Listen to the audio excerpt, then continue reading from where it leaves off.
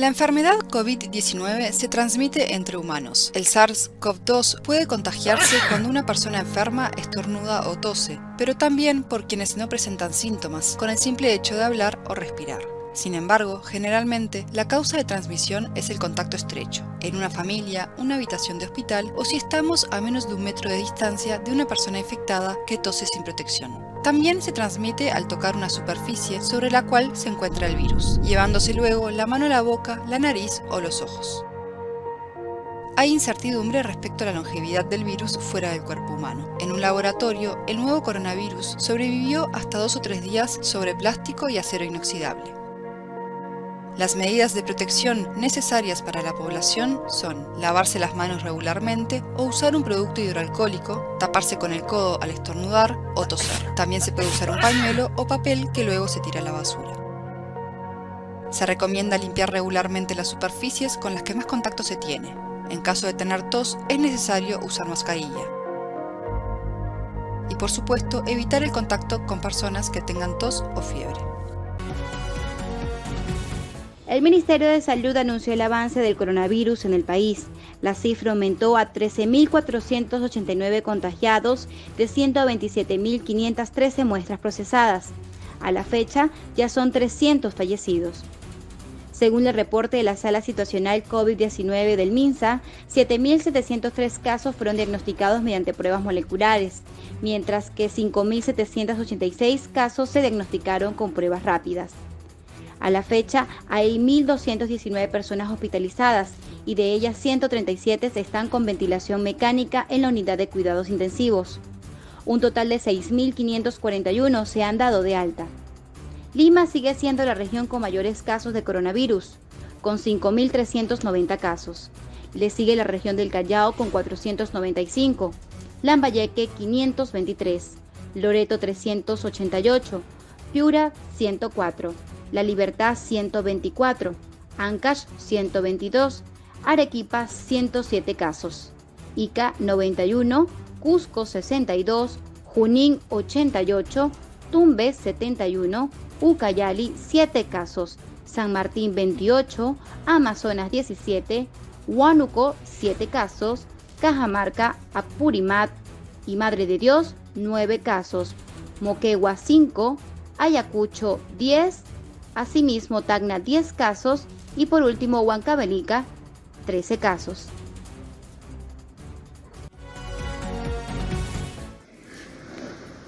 Lo que está absolutamente prohibido son las reuniones, ¿no? Y lo que se ha visto en algunos casos que se ha detenido personas es porque están en reuniones muchas gentes e incluso están tomando. Entonces, no es que haya ley seca en sí, lo que hay es una prohibición de reuniones, porque si nos acercamos a una proximidad que sea menor de 1 metro, estamos corriendo el riesgo del contagio.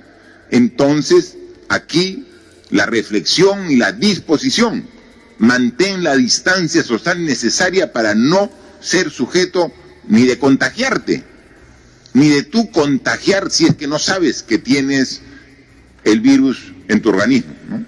Entonces, esa es la disposición y eso es lo que recomendamos y que tiene que ser una disposición de obligatorio cumplimiento más allá del 26 de abril.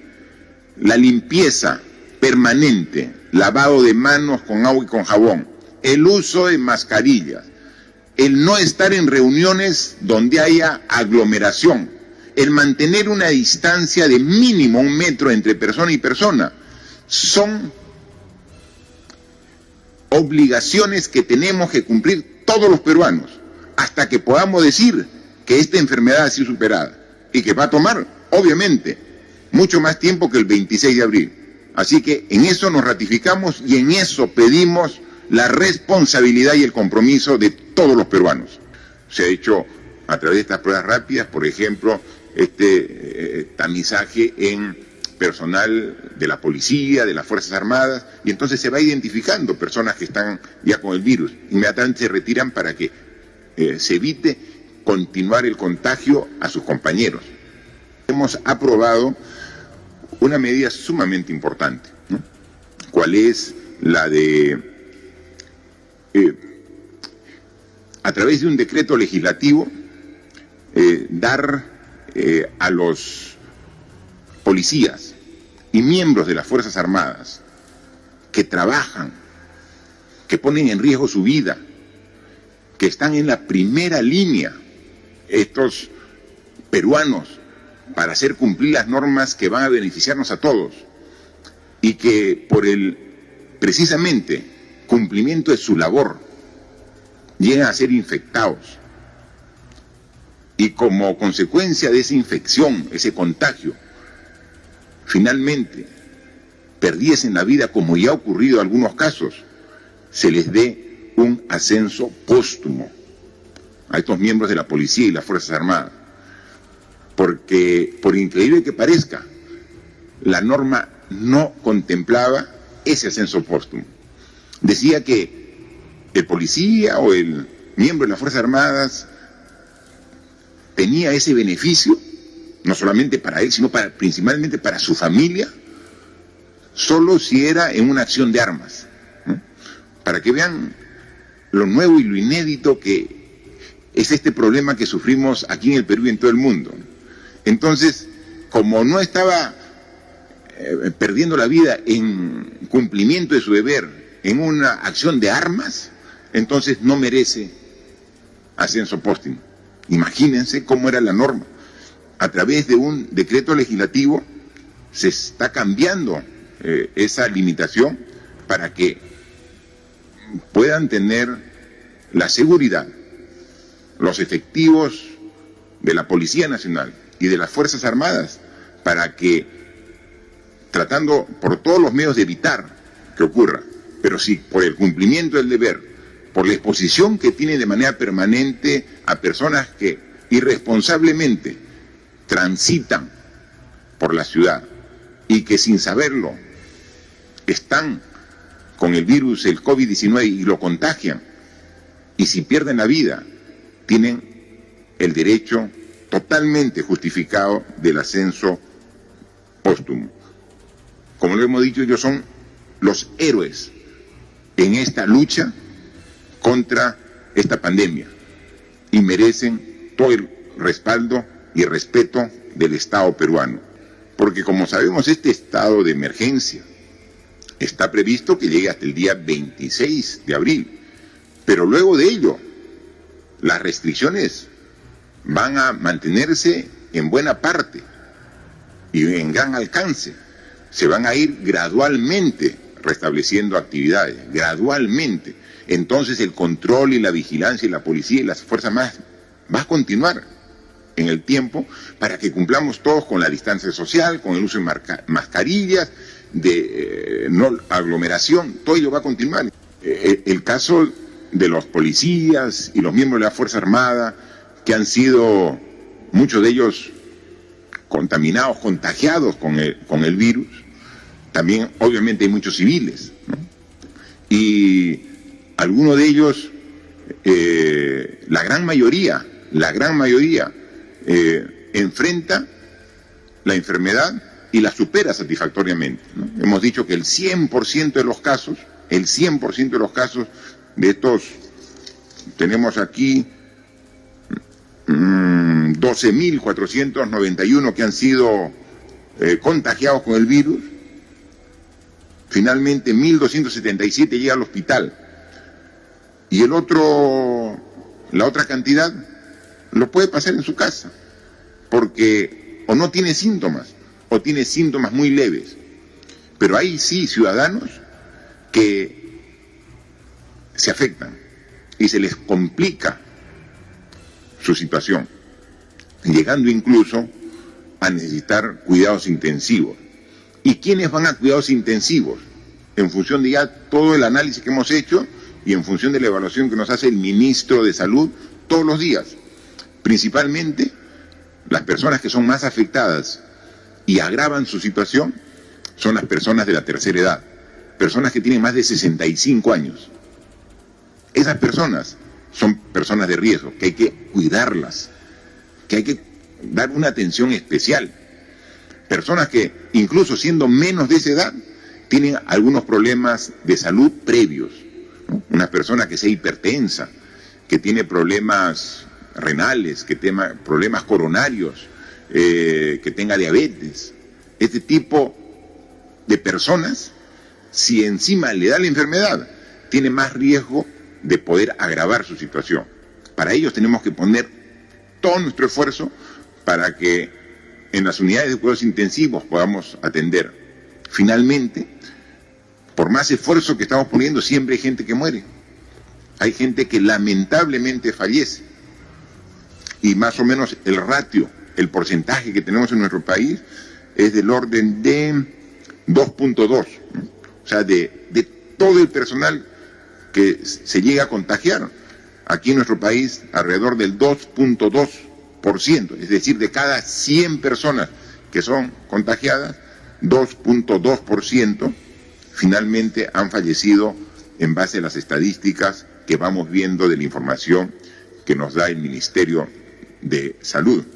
Pero también hay gente que tiene una fuerza tremenda y que en esos momentos difíciles saca su fuerza interior y a pesar de sus condiciones de vulnerabilidad salen adelante, ¿no?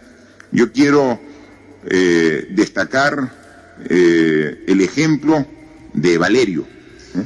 Valerio es un ciudadano de Cajamarca, un guerrero cajamarquino que tiene 90 años de edad y con sus 90 años de edad fue contagiado con el COVID-19. A esa edad, los mismos miembros del sector salud dijeron, ¿qué tal riesgo que tiene este señor? Pero el esfuerzo del personal de salud, pero principalmente el esfuerzo que puso él, es un símbolo de esperanza. Salió adelante, Valerio, para felicidad de él, para felicidad de su familia, para felicidad de todos los peruanos. Vemos que incluso en las circunstancias más duras y difíciles podemos salir adelante. Hay un testimonio corto de Valerio que quisiera compartir con todos ustedes de un par de minutos para que vean cómo tenemos también símbolos de esperanza en el combate que hacemos todos los peruanos a esta enfermedad. Por favor.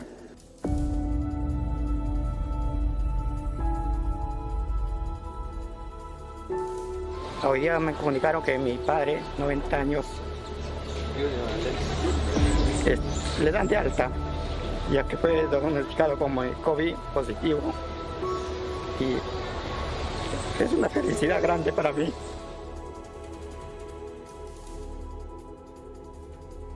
Es una persona de 90 años que lo luchó y lo sigue luchando. Siempre la fe estuvo ahí en mí. Le dejé el primer día a mi papito, le dije, papi, y acabamos a salir corriendo.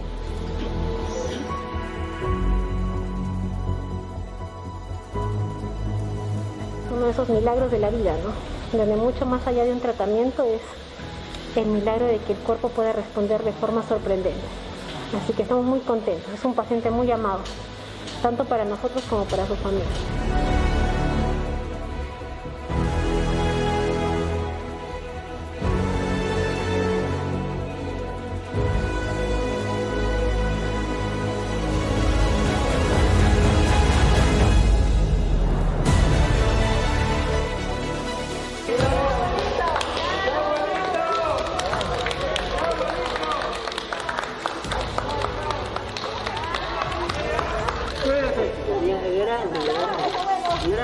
Definitivamente esta enfermedad no está respetando edad, no respeta sexo, no respeta nivel socioeconómico.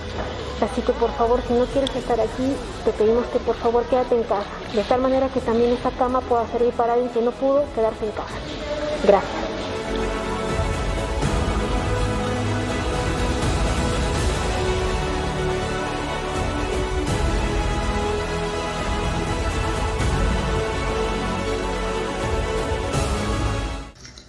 Bien,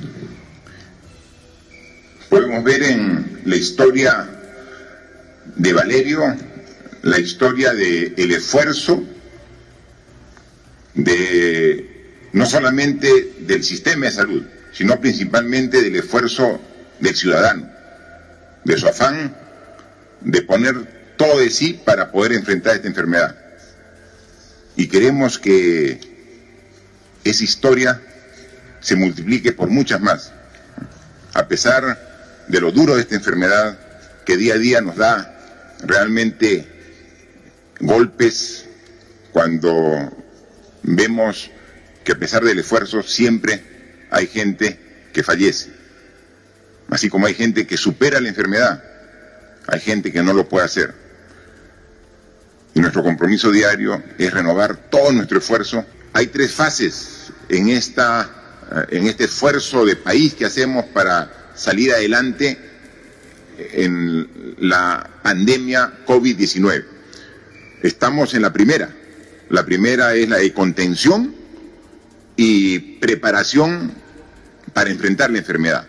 O sea, las medidas están enfocadas en el tema básicamente de salud y en las medidas sociales para atender a la población mientras que hacemos la contención del virus.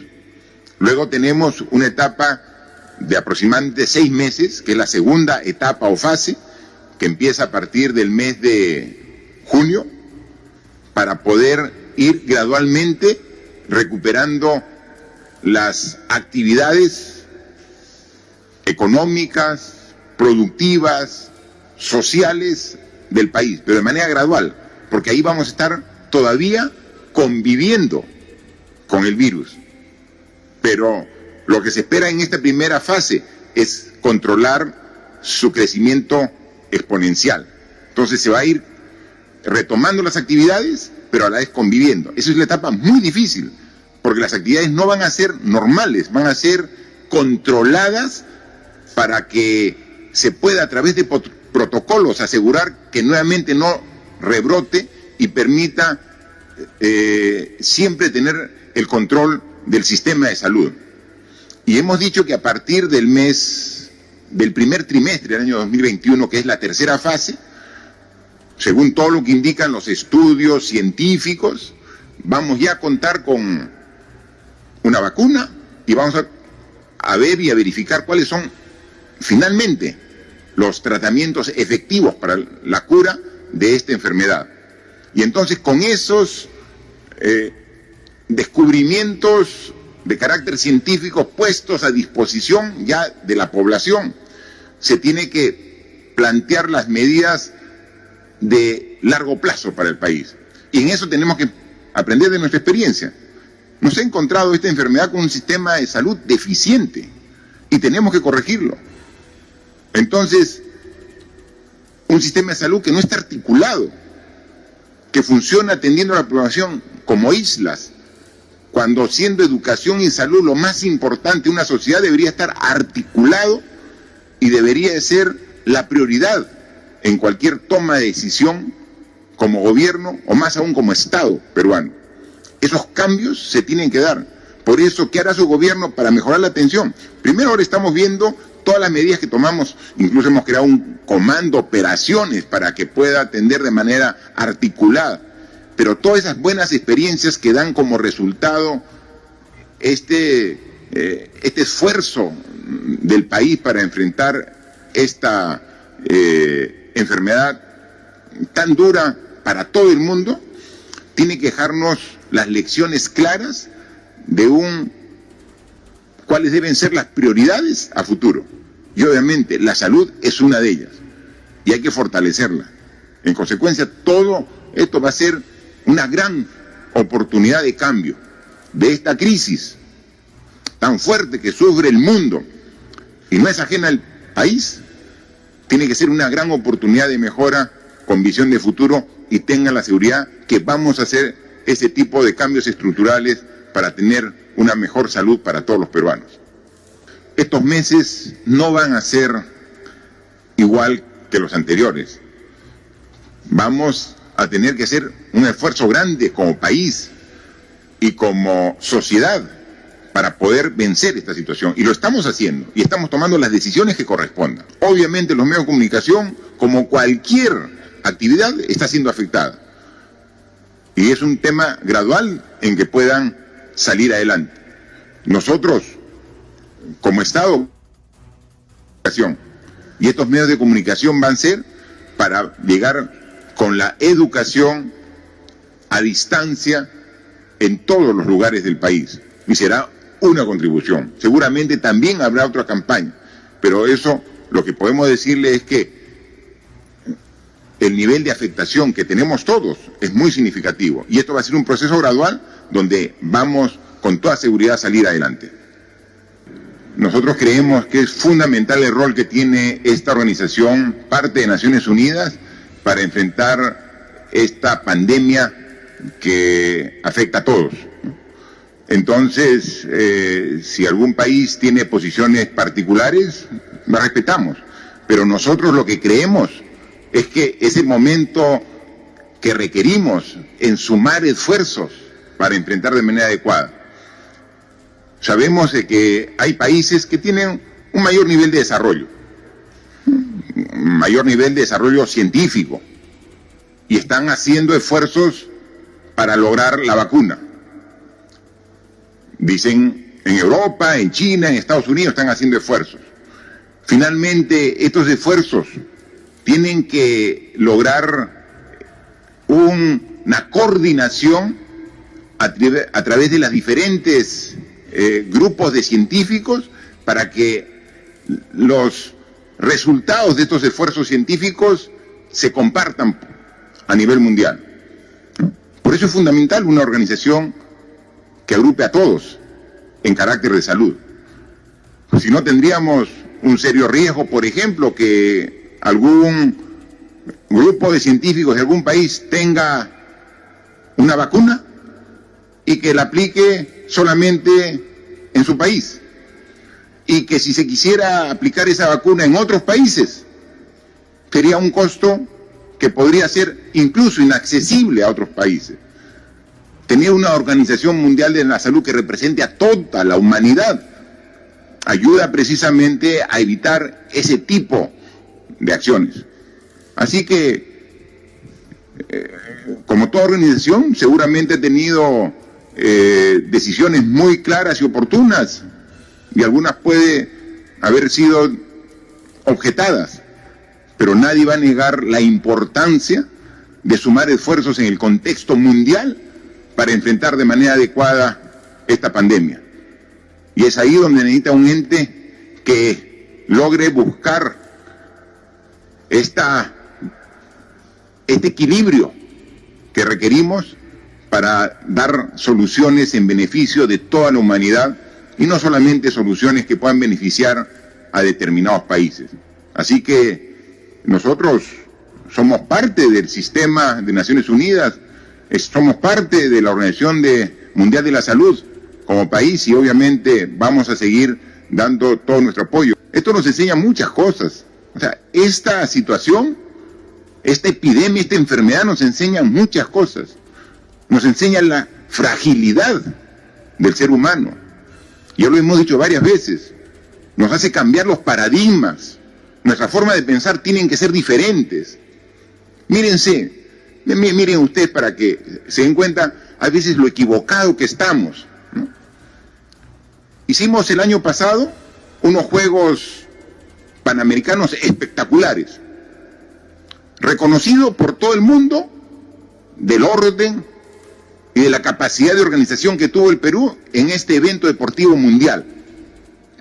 Instalaciones de muy buen nivel, que ahora queremos que se ponga a disposición de la juventud. Ya no va a poder ser en un plazo corto, una vez que se supere. Un poco de paciencia y el próximo año va a estar todas estas instalaciones, estadios, coliseos, pistas de atletismo, todo. Pero teníamos un problema. ¿Qué hacemos con la Villa Panamericana? Es decir, estos 7 enormes edificios construidos en Villa El Salvador para precisamente alojar a los deportistas que vinieron de 42 países de las Américas para competir aquí en el Perú el año pasado. Y solamente la mentalidad era, ¿qué hacemos para recuperar la inversión? Aquí el Estado peruano ha invertido en la Villa Panamericana. Y entonces el afán solamente es cómo recupero la inversión. Entonces, se dio una disposición en la Villa Panamericana para que los deportistas que ganaron medallas para el Perú en los Juegos Panamericanos tengan derecho a un departamento. Está bien, pero es un número reducido. Ni siquiera ocupan una parte pequeña de una torre, y son 7 torres inmensas de 20 pisos para los panamericanos. Y pensando en qué se usa. Oye, ¿no estamos diciendo que la mejor inversión es la salud? O sea, no hay que pensar en una inversión que retorne económicamente al bolsillo del tesoro público. La mejor inversión es la que va en beneficio de la población. Ahora hemos dado una disposición para que sea usado los pacientes que tengan el virus COVID-19. Ya tenemos 900 camas listas y están un poco más de 300 pacientes ya las han ocupado. Pero ahí podemos tener 3.000 camas. Y entonces, ¿por qué no pensamos a futuro? ¿Queremos mejorar a través de una mejor salud? Entonces pensemos de que finalmente, pasado esta enfermedad, porque va a pasar, es dura, nos afecta a todos, pero va a pasar. Tengan la seguridad. El COVID-19 va a pasar. Y el próximo año vamos a retomar con fuerza las acciones para lograr nuestro desarrollo y progreso. Pero, ¿y qué? ¿Y después de eso qué? ¿Vendemos la Villa Panamericana para que tenga un poco más de presupuesto el Tesoro Público? ¿O por qué no lo dedicamos exclusivamente como un gran complejo hospitalario de Lima? O sea, no sería... Entonces, ¿se dan cuenta? Tenemos que cambiar, ya no pensar en el rédito económico, sino en el rédito social, en lo que más, en el mejor uso que podemos dar. Y tenemos que hacer esa misma evaluación en todas las regiones. Yo recorro todo el país, no hay una sola región que no haya visitado. Y tenemos regiones que recientemente han construido buenos hospitales. Por decir uno, Ayacucho. Recientemente, un hospital que todavía se está usando en un 30% y tiene un potencial de seguir usándose. Perfecto. Otra región que ha construido buenos hospitales, San Martín, en Moyobamba, Tocache, tiene en varias provincias buenos hospitales. Pero así como hay regiones que han renovado su infraestructura, hay regiones que nada. Hay una pregunta de Arequipa, donde dice los hospitales Goyeneche y Honorio Delgado. ¿De qué décadas son esos hospitales? Totalmente ya pasados de tiempo en cuanto a sus características para dar una buena salud. Entonces tenemos que hacer un reenfoque, y eso es lo que queda como reflexión y como lección de lo que estamos sufriendo todos. Ya no solamente pensar en una visión mercantilista, en una retribución económica de la inversión. El esfuerzo del gobierno debe ser dónde invierto para mejorar la calidad de vida de los peruanos, dónde invierto para mejorar el servicio de salud, de educación. Y entonces esa es la inversión que queremos. Y eso es lo que tenemos que trabajar todos de manera consensuada. Y eso lo vamos a hacer. Y para eso necesitamos unidad al interior del país, tomando decisiones en conjunto para mejorarlo. Y obviamente, yo hice esta reflexión a propósito de una pregunta sobre la Organización Mundial de la Salud. Y también necesitamos un consenso de que la salud es un bien fundamental y de alta máxima prioridad para la humanidad. Y necesitamos organizaciones tipo OMS para trabajarlo juntos. Así que estamos en un momento difícil, por supuesto que estamos difícil. Que vamos a poder salir de manera airosa, lo vamos a hacer. Los peruanos tenemos esa capacidad. Pero, cuidado, no vaya a ser que acá 6 meses, un año, que pasemos, volvamos al mismo error de continuar priorizando otras acciones en vez de lo que realmente es importante. Hoy, esta etapa nos ha permitido ver qué cosa es lo realmente importante. La familia, la sociedad, las personas. Y para ello, para cuidarla, su salud, su educación. que esta situación, que este momento difícil que estamos pasando todos, nos haga tomar las mejores decisiones de aquí para el futuro, para encontrarnos mucho mejor preparados, más unidos, para enfrentar esta o cualquier otro problema que tengamos en el futuro. 760 soles de bono para más de 1 millón de hogares rurales. Mañana será aprobado en Consejo de Ministros. Así que es importante esa reunión porque no solamente vamos a ver el tema de apoyo a hogares rurales, sino también en fortalecimiento de la educación rural, que como ya lo explicó el ministro de Educación, está llevándose adelante, pero obviamente el alcance de contenidos en las zonas urbanas está más nutrido que el contenido en las zonas rurales por el acceso a la información. Eso queremos corregirlo.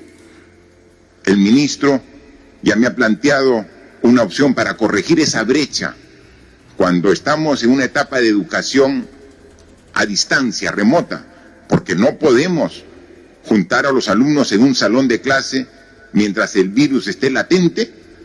Entonces tiene que haber la educación remota. Pero esta educación remota está marcando una diferencia entre la educación urbana y la educación rural, que le he pedido al ministro que la corrija. Mañana está trayendo planteamientos claros al Consejo de Ministros para corregir. Entonces, mañana, además de importantes medidas que tomamos permanentemente en esta situación tan difícil, el enfoque va a estar dirigido principalmente a la población rural de nuestro país y la atención que como Estado tenemos la obligación de dar a ellos, ¿no? Ya mañana, una vez que aprobemos estas medidas, le daremos más detalle de ellos en la reunión que tendremos con ustedes a partir de mediodía.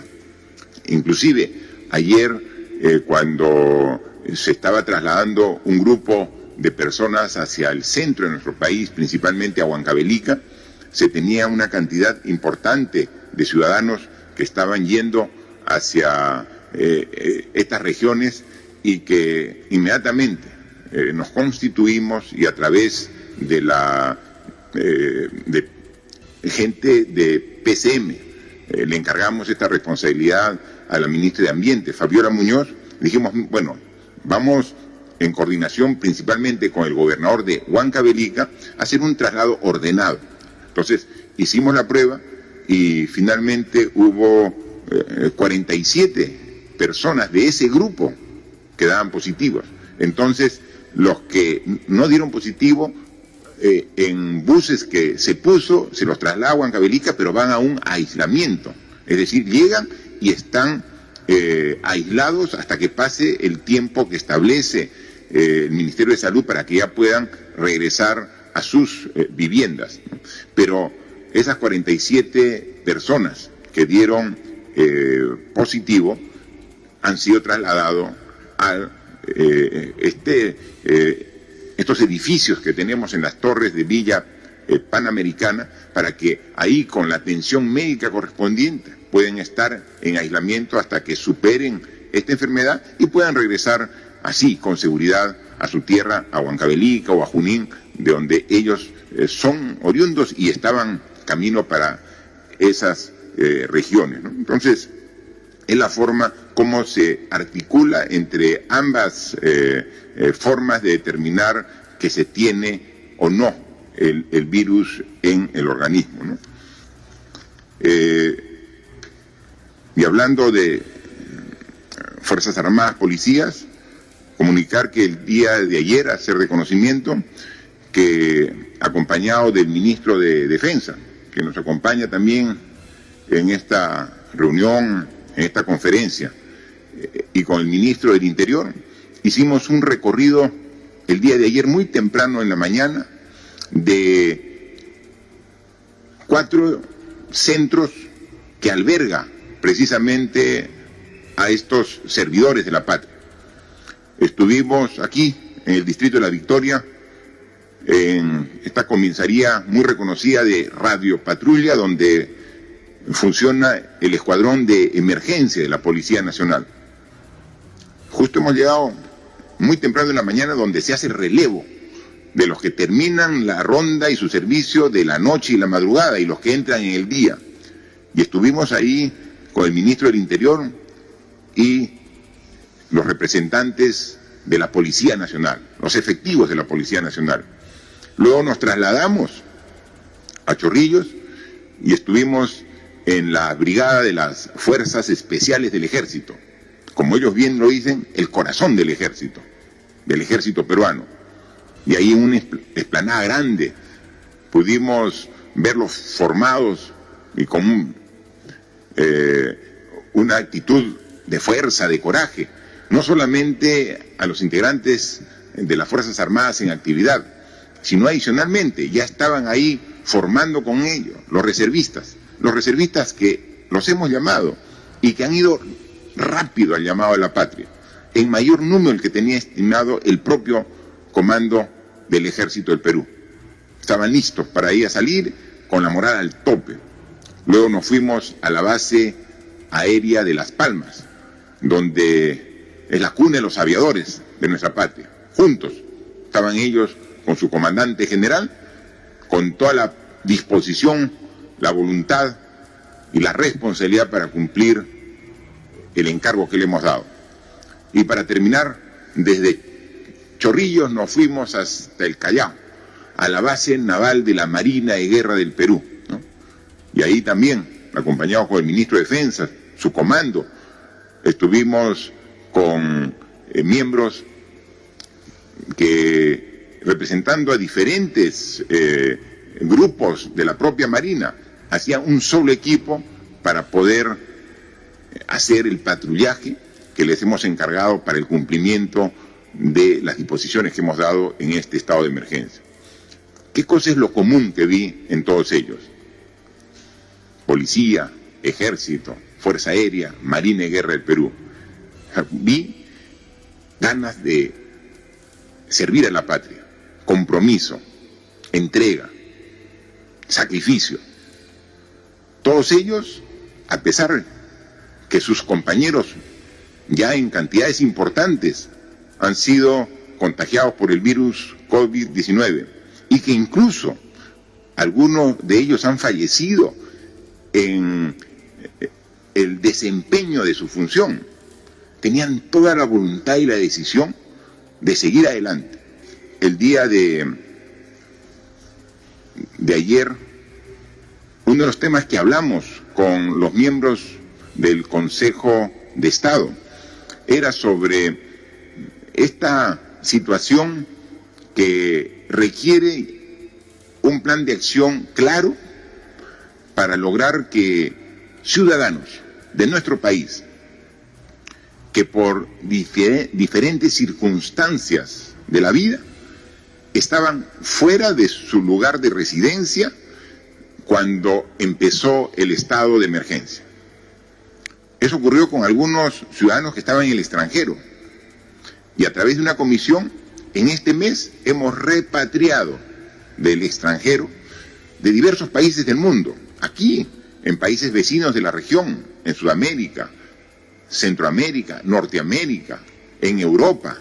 Ha habido muchos compatriotas que tenían necesidad de regresar porque fueron por viajes cortos, por estudio, por trabajo o quizás por vacaciones, pero iban viajes cortos. Y luego el estado de emergencia con el cierre de fronteras los cogió fuera de nuestro país y ahora tenían que regresar a través del Ministerio de Relaciones Exteriores y con una organización integrada por Defensa Civil y por el Ministro de Comercio Exterior y Turismo. Se han logrado repatriar 10.000 compatriotas, 10.000 peruanos, peruanas, que estando lejos del país tenían que regresar. Pero hemos hecho a través de un procedimiento que logre el retorno al Perú de ellos, pero que no genere un riesgo en la salud del país. Entonces, han venido, pero a cuarentena en ubicaciones que estén bajo el control nuestro. Y mientras no cumplen sus 15 días, no pueden ellos regresar a sus domicilios. Incluso a ellos se les ha tomado también una prueba si es que tienen el virus.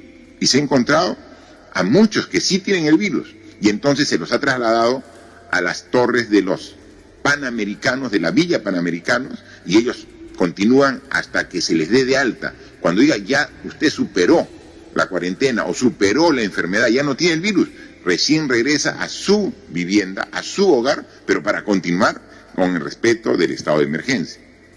Ese esfuerzo que hemos hecho con los compatriotas que estaban fuera del país, tenemos que también hacerlo con los compatriotas que están dentro del país, pero están en una región que no es la suya. Hay gente que está en Lima y que requiere irse al norte, al centro o al sur del país. Para ello necesitamos la colaboración y el compromiso de los gobernadores regionales.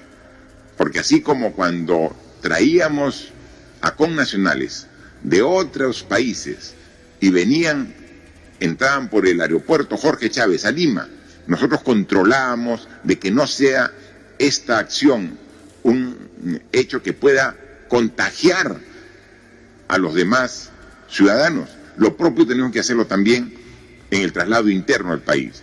Uno, tenemos que determinar un orden de prioridad, porque dentro de esos grupos de personas que quieren retornar a su región de origen, tenemos que ver cuáles son los más vulnerables. Personas con niños, personas de avanzada edad, personas con algún tipo de enfermedad, aparte de la enfermedad del COVID-19, que requieren estar cerca de su familia para estar en la cuarentena en su región, pero con la seguridad del caso. Hemos recibido la buena predisposición de gobernadores regionales para poder junto con ellos coordinar, y así como ya se ha hecho algunos traslados de personas, vamos a continuar. No podemos hacerlo todo a la vez, porque si lo hacemos de golpe, lo que vamos a lograr es hacer un desplazamiento sin control, generando riesgo de contagio. Queremos hacerlo y lo vamos a hacer de manera gradual, coordinando con los propios gobernadores para que los gobernadores determinen cuál es el orden de prioridad.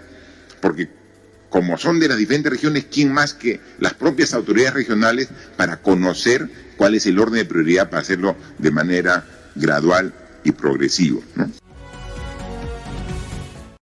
La desesperación por la falta de recursos para afrontar el aislamiento social obligatorio termina generando acciones de riesgo por parte de grupos de personas que buscan sobrevivir ante la crisis sanitaria por el COVID-19. Hace unos días se reportó como más de 700 familias intentaron llegar a Huancavelica y Junín caminando por la carretera central. Un acto que pudo terminar en tragedia sin la rápida intervención de las autoridades para impedir el paso y gestionar un mejor traslado para sus necesidades. Sin embargo, en la mañana del viernes se reportó a 35 personas movilizándose a pie por la carretera Ramiro Prealé.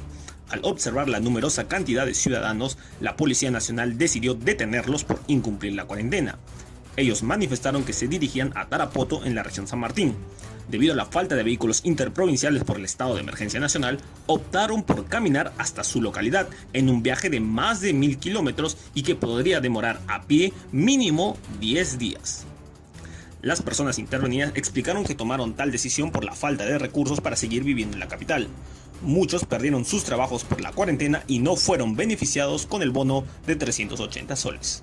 Soy natural del departamento de San Martín, provincia de Chicota. ¿Y hace cuánto llegó aquí a Lima? Hace el mes de enero más o menos. ¿Usted llegó por motivo laboral? Por motivo laboral, sí, llegué acá, pero solamente nos pasó eso y no tengo nada. ¿Usted lamentablemente quizás perdió el trabajo por esa cuarentena? Sí, perdí el trabajo porque tenía que mantener mi familia. Mi familia se encuentra allá en el departamento de San Martín, tenía que... No hay cómo solventar y acá tampoco, y eso me tomó la decisión de a tu compañero de salir allá no tengo un poco de apoyo más de familia, acá nada. Además, mencionaron que recibieron una información de que el gobierno regional de San Martín les brindaría apoyo en su traslado, aunque esto último no se llegó a confirmar. Algunos integrantes de este grupo de viajeros, en el cual estaban incluidos menores de edad, no contaban con mascarillas ni guantes. La policía decidió llevarlos a todos al cuartel El Potao en el Rímac para que pasen por un proceso de desinfección y descartar que estén infectados con el COVID-19. Ahí permanecerán temporalmente hasta que se autorice su traslado a su región local, según lo explicó el jefe de la región policial Lima, el general Herbert Ramos. Esta es una tarea conjunta, es una tarea multisectorial. Esto es lo que le corresponde hacer a la policía, es lo que estamos haciendo. Preservar el orden público, preservar la vida y la integridad de las personas, traerlas a un lugar transitorio de recaudo, que durará unas horas acá, proveerles a la medida que podamos unos víveres, un desayuno, un poco de hidratación, hacerles conocer cuál es el trámite que ellos deben realizar a través, obviamente, de las autoridades competentes para retornar a su lugar de origen y, sobre todo, como les vuelvo a repetir, preservar el orden y la tranquilidad y la vida de las personas.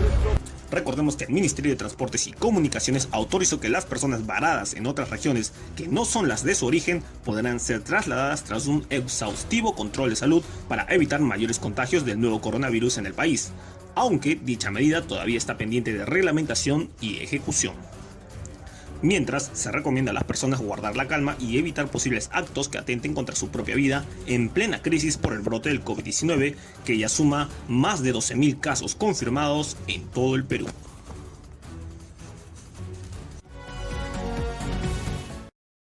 El personal de nutrición del Hospital del Niño de Breña protagonizó un plantón en los exteriores del nosocomio para denunciar la falta de implementos de seguridad para atender los casos de COVID-19.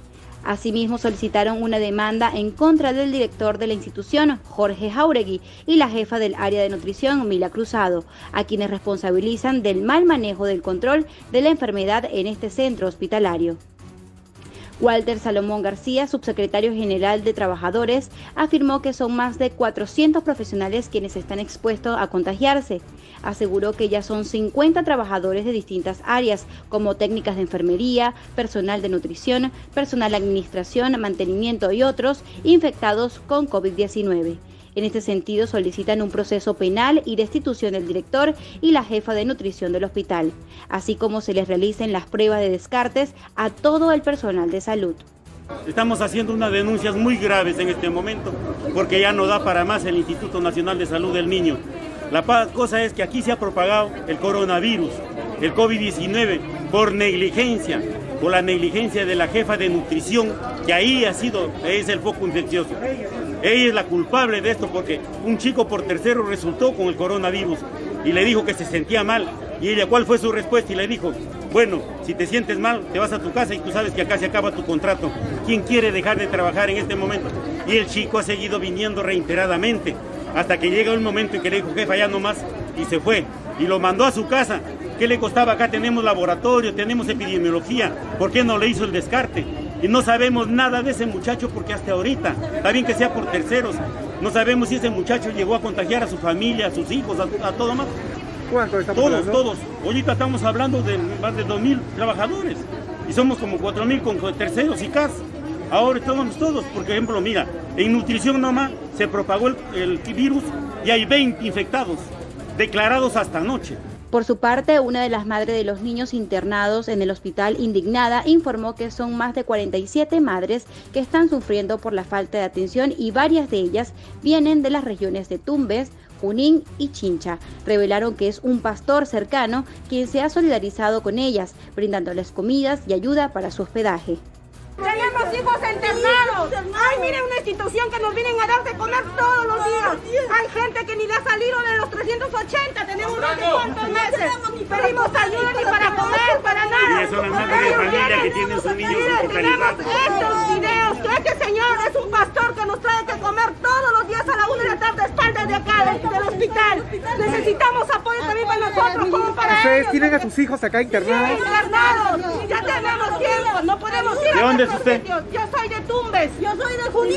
Yo soy de Junín. ¿Y cómo están haciendo para, digamos, dónde los están hospedando? Estos hermanitos de acá nos alquilan un cuartito. Estamos 5, 4. Ahí estamos ahí con yo estoy con 3 niños. Si quieren los llevo donde no estamos. Estamos ahí. Ella, vamos, son varios.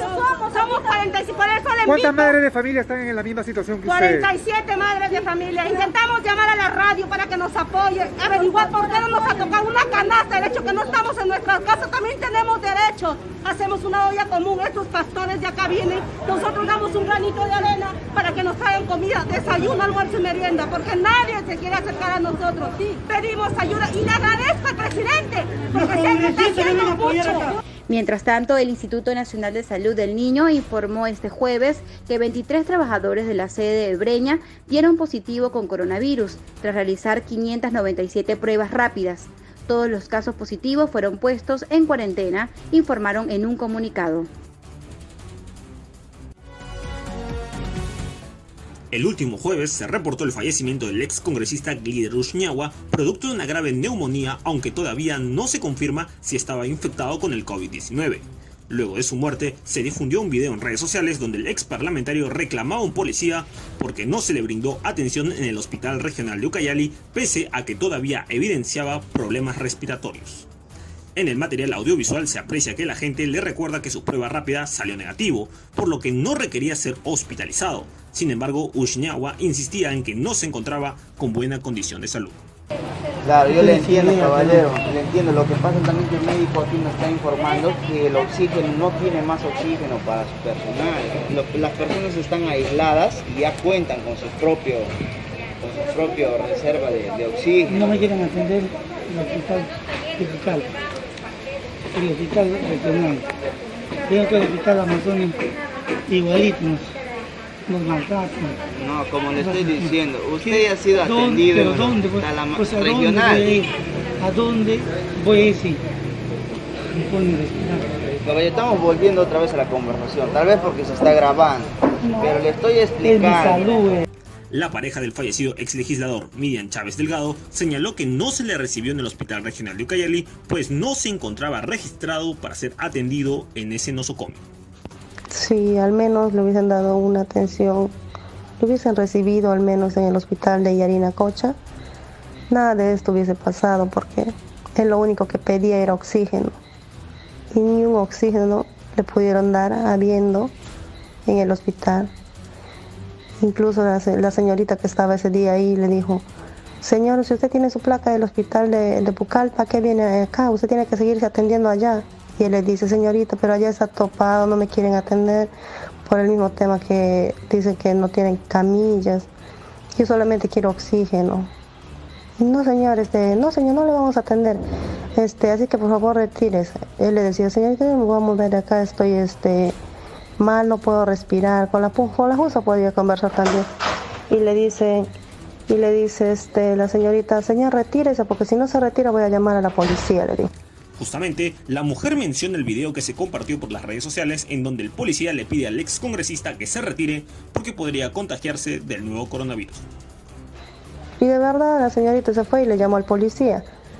Y el policía vino, trató de hablar con él, le hizo entender que para mí es algo que no tiene explicación, ¿no? Que no es entendible que le diga que no le puede atender porque supuestamente él se está atendiendo en otro centro médico y él no puede ir, ¿no?, a hacerse atender a otro médico, algo así entendido, pero ¿qué le costaba darle oxígeno? ¿Qué era lo que él necesitaba? Luego del mencionado incidente con el personal médico y policial, Glidrush Ñagua se retiró a su vivienda en donde empeoró su estado de salud. Regresó al hospital para ser internado en la unidad de cuidados intensivos, pero era demasiado tarde. Sus ex colegas de bancada de Fuerza Popular y otros políticos cuestionaron las pruebas rápidas que realiza el gobierno para descartar si existe la presencia del COVID-19 en las personas. Agregaron que la atención es pésima y que se debe investigar las condiciones de muerte del ex congresista. Los restos mortales del alguna vez legislador fueron trasladados al cementerio de Pucallpa a la espera del resultado de la prueba molecular del nuevo coronavirus. Si sale positivo, su cuerpo será cremado, como señala el protocolo del Ministerio de Salud, pero en caso salga negativo, cumplirá con un entierro tradicional, aunque igual se cumplirán todos los protocolos de desinfección.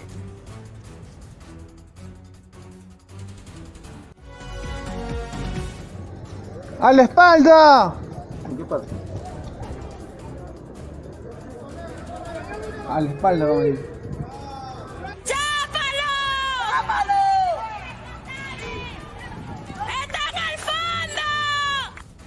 La Policía Nacional del Perú frustró un asalto a una pollería ubicada en el cruce de las avenidas Palermo y México en La Victoria. 3 personas, entre ellos un extranjero, ingresaron al local de comidas con la intención de sustraer los insumos que mantienen dentro de sus instalaciones.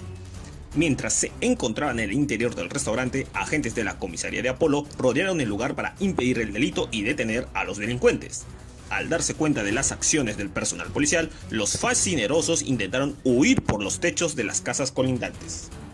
Sin embargo, los vecinos, quienes cumplían la inmovilización social obligatoria, apoyaron a los agentes gritando la ubicación de los delincuentes. ¡A la espalda! A la espalda, vamos a ir. No, nada, ¡Chápalo! ¡Chápalo!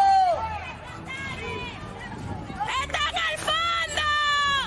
La unión vecinal permitió a la policía ubicar con mayor facilidad a los sujetos, quienes rápidamente fueron reducidos y se les realizó una inspección a sus pertenencias. Se les encontró 2 cuchillos. Tras la desinfección correspondiente por temor a un contagio del nuevo coronavirus, la policía trasladó a Anthony Guillermo Benítez Vela, José Luis Guerrero Chuquipiondo y Mauricio Héctor Castillo, este último de nacionalidad chilena, a la comisaría de Apolo, en donde quedaron en manos de la fiscalía. Sube. Porque tenía hambre. Los pollos. ¿Qué haces dentro de la pollería? Comiendo pollo. ¿Comiste pollo? Me comí todos los pollos. ¿Qué te hiciste? Pero así, ¿crudo? Crudo me decían los pollos. ¿Has comido crudo? Altos pollitos.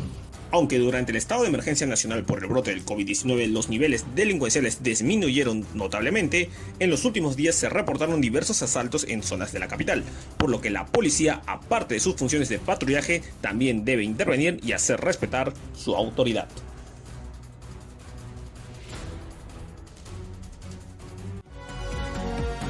Un año, el expresidente Alan García tomó una de las decisiones más complicadas en toda su vida, la de suicidarse. Un acontecimiento que puso fin a una larga trayectoria de historia política de un personaje que estuvo al mando de la nación 2 veces y que también fue acusado por diversos delitos, de los cuales no se pudo comprobar ni uno. En la mañana del 17 de abril del 2019, el fiscal adjunto Henry Amenábar, junto con un contingente policial, se apersonó a la vivienda del exmandatario ubicada en el cruce de las avenidas Manuel de Frey de Santander y Aurelio Fernández en Miraflores. Tenía en su mano una orden de detención preliminar por 10 días en contra del ex líder aprista. El fiscal José Domingo Pérez, quien era el encargado principal del caso, no asistió por tener que cumplir otra diligencia de investigación a Pedro Pablo Kuczynski. Una vez dentro de su hogar, García, desde mitad de las escaleras, preguntó al representante del Ministerio Público si lo iba a detener. El fiscal solo le respondió que tenía que bajar para cumplir con leer el acta como señala la normativa. Sin embargo, el expresidente regresó a su habitación excusándose con que iba a llamar a su abogado. Mientras subía las escaleras, sacó un revólver de su bolsillo y suspiró. Sabía que su hora final se acercaba. Alan García se disparó en la cabeza a las 6:31 minutos de la mañana, según la pericia policial.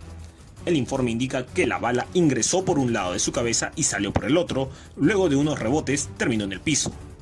Mientras, el cuerpo todavía con vida del exmandatario fue hallado en el suelo de su habitación, pero con la cabeza apoyada en su cama.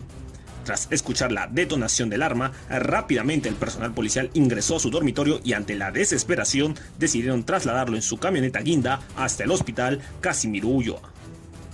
Rápidamente la noticia fue difundida por los medios nacionales e internacionales. Las autoridades fueron notificadas y sus seguidores concurrieron en masa a los exteriores del nosocomio para brindar cánticos de apoyo. Personalidades apristas como Jorge del Castillo y Mauricio Mulder ingresaron al recinto médico para tener información de primera mano sobre la salud de su máximo líder histórico por detrás del fundador Víctor Raúl Haya de la Torre. El nerviosismo se respiraba en el ambiente y se convocó una junta médica de casi 30 profesionales quienes intentaron salvar la vida del expresidente.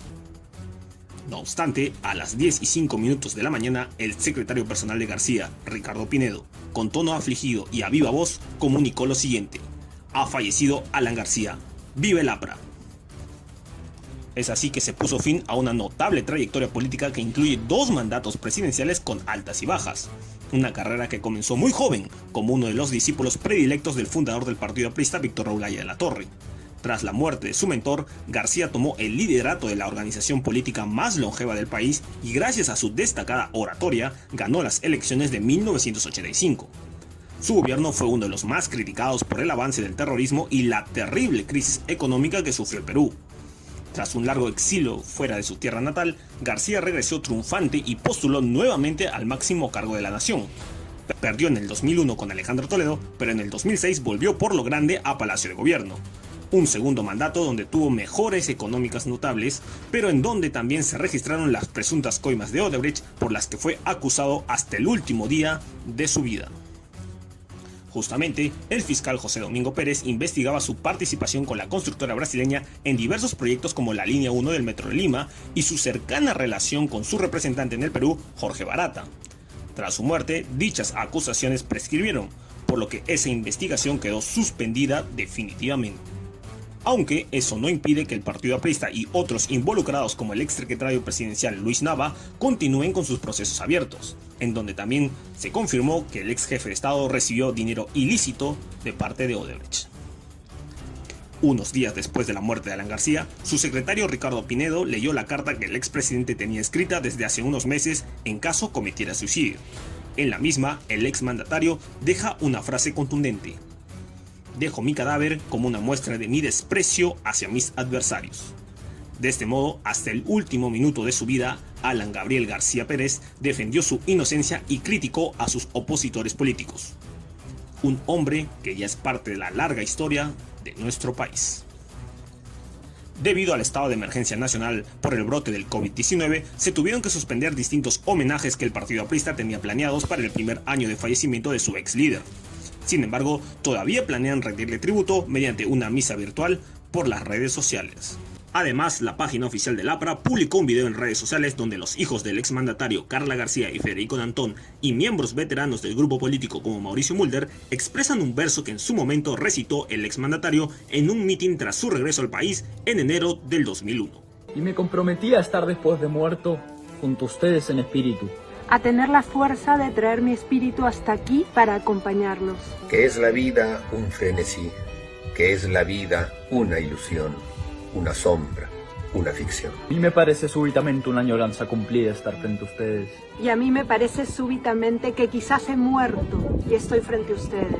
Yo no sé y no quiero despertar, ni odios ni rencores, ni gritos ni vejámenes. ¡Arriba las esperanzas! ¡Vive el presidente Alan García!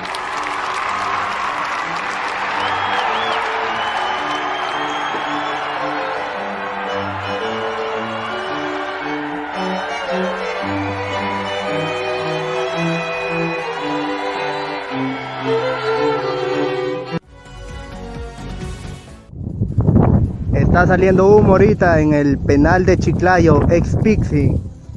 Hay motín, los presos están haciendo motín. Hace unos minutos ingresó el carro del ejército. ¿Se escuchan las balas o no? ¿Se escuchan las balas o no? ¿Escuchan o no? Los del INPE y los policías están en cada torreón. Ven cómo está saliendo el humo, se dan cuenta ya de la parte de allá. Cómo se escuchan los balazos, cómo gritan los internos, están ahí. El camión del ejército entrado hace media hora más o menos, acaba de entrar. Ahora en lo laboral, en lo económico, todo tiene que ver aquí la relación y las únicas... También otra de las características de esta emergencia es que el número de los fallecidos en esta localidad, en Guayaquil, en la costa ecuatoriana, nosotros estamos en este momento en Quito, también donde es la otra ciudad principal, la capital de la República. En este lugar se han presentado también ya muchísimos casos, es un contagio comunitario acá, pero en Guayaquil es la situación más caótica, más terrible. Las últimas cifras que se han registrado sobre los fallecidos ya bordean en toda la provincia del Guayas, que corresponde también a la ciudad principal, que es Guayaquil. Se registran 10.939 fallecidos, son 10.939 actas de defunción que han sido registradas en las últimas horas. Solamente en Guayaquil, para que conozcan ustedes, solamente en Guayaquil hay más de 6.000, en este caso 6.703 fallecidos adicionales a los que normalmente, según las autoridades, son los que se pueden producir por varios motivos, decesos que se pueden producir por varios motivos en esta localidad. La situación es bastante terrible, puesto que según lo que dicen los datos que se revelaron ayer por parte de la persona que está encargada de la Fuerza de Tarea Conjunta que gestiona los levantamientos y sepelios de los cadáveres en las provincias, en las diferentes provincias del país y específicamente en Guayaquil, donde se registra el mayor número de números, dicen que alrededor de 700 cuerpos todavía no han podido ser sepultados. Vimos en imágenes, en las últimas imágenes, que hay cadáveres que ya están putrefactos, ni siquiera se pueden identificar. Se está cumpliendo, es que se les va a dar un sepelio digno, es que en estos momentos no se va a permitir que se entierren a estas personas en fosas comunes, pero la realidad...